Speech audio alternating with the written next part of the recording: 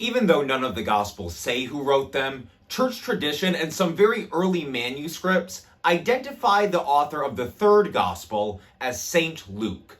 Today, October 18th, is the day when the church traditionally celebrates Luke. But who was this Gospel writer, and what makes his Gospel distinct? I'm Reverend Ian Collier, and this is 2-Minute Methodism. Tradition teaches, and modern scholarship agrees, that St. Luke wrote both the Gospel of Luke and the Acts of the Apostles, which together form a two-part narrative of the earthly mission of Christ and his church. In Acts, there are passages where Luke writes as a first-hand participant in St. Paul's missionary journeys. This lines up with Paul's letter to Philemon, where Luke is named as a fellow missionary. And in the letter to the Colossians, we learn from Paul that Luke is a physician and might be a Gentile. This makes Luke the only writer in the New Testament who wasn't a Torah-observant Jew.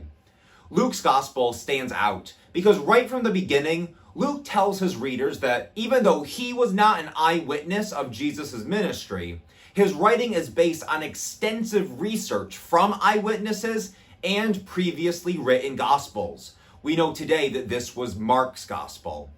In his gospel, Luke is trying to take all of these traditions and writings and form them into a single coherent story.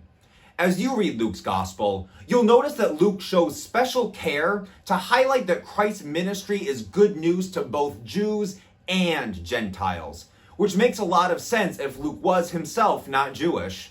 Likewise, Luke seems to be writing for a church which has some money, or at least enough money to pay him to write the gospel.